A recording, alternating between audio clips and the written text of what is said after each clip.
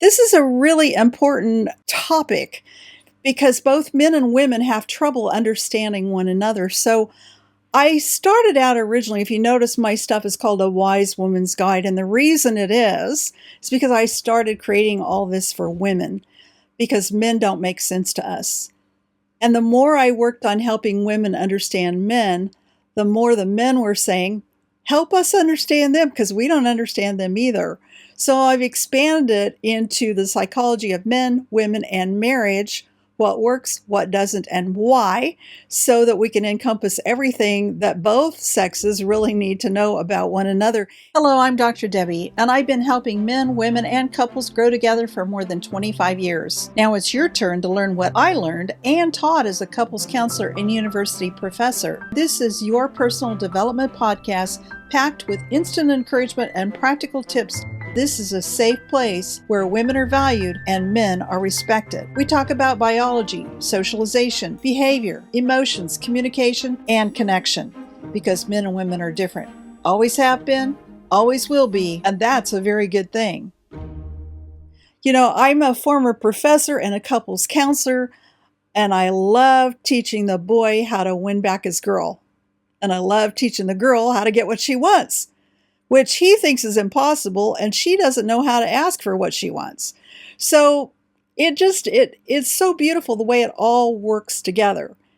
But I got to tell you straight up from the beginning, I do not take sides. I never favor one gender over the other. So if you're looking for confirmation that you're right and your mate is wrong, that's not going to happen here. The idea is to clear up some of the confusion between the sexes. I know I can't clear it all up because that takes a lot longer. I believe men are absolutely amazing. I'm a woman, so of course I know women are amazing, right? And I honor the fact that we're different by design. So that's what we're going to do. I'm a psychologist. I was trained in clinical psychology and worked in a clinical practice for 20 some years, but I don't do that anymore. What I'm doing now is I am filling a gap that has been left by the mental health industry in terms of understanding the psychology of men, women, and marriage. And I'm going to say it again, what works, what doesn't, and why. Because when you go to couples therapy, nobody talks about what works. Usually what happens is that you're just going around and around in circles. You're each complaining about each other and nothing's getting resolved. And nobody's telling you what you need to do to change that or helps you understand what it is that your mate's trying to communicate to you. That's just like a huge gap for virtually probably most of the therapists that I know. And trust me, I know a lot of therapists. But this information is not intended to replace therapy. It can be an addition to therapy if you're in individual or couples therapy, but it's not therapy itself. It's educational.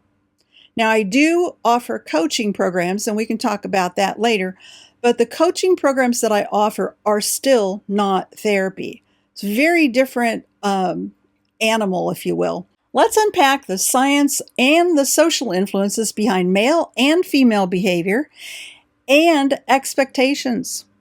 From a point of view of biological science, men and women are different by design from the very beginning. And that's why they always have been different and they always will be. And those differences are so incredibly important for us to understand, no matter which side of the fence that you're on, whether you're on the masculine side or the feminine side. There are real biological differences between men and women. Now, some of them are really obvious. But there's a lot of stuff that's going on beneath the surface that we don't readily understand or even think there's a possibility that it could be there. Men have XY chromosomes, which means they have more testosterone and greater muscle mass. Plus, they have greater strength and sensitivity than women do. Now, most people really don't believe that men are more sensitive than women.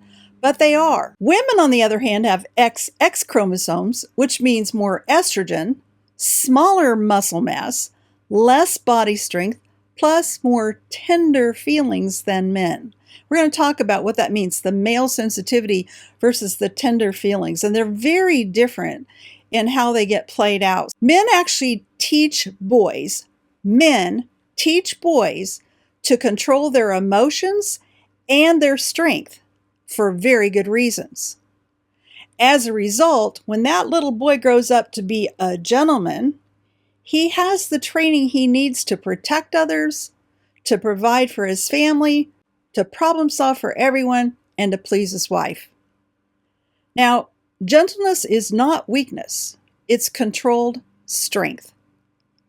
Men have perfected the ability to focus on one thing at a time, and that's going to come into play big time when we talk about the way we communicate with each other.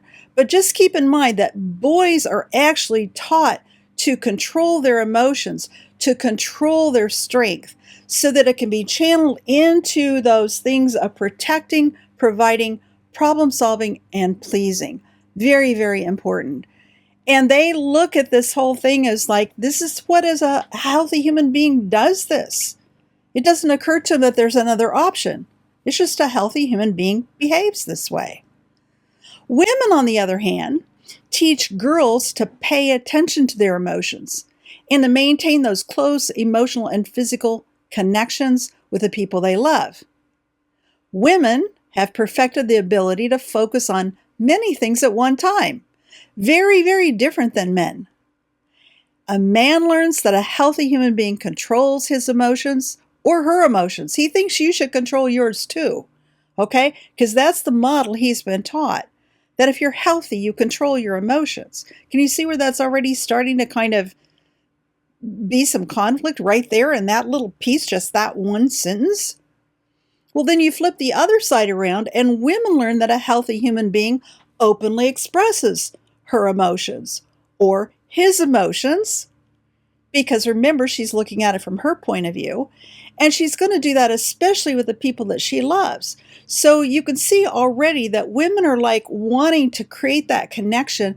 They're using their emotional expressions to create connection, which to him feels like she's out of control with her emotions. And she looks at him and goes, something's wrong with you because you won't tell me how you feel. So right from the very beginning, we've got a lot of things to untangle. What did you think? Did the information raise more questions? Do you want to learn more? Head over to A Wise Woman's Guide for show notes and links to the resources mentioned in this episode at awisewomansguide.com.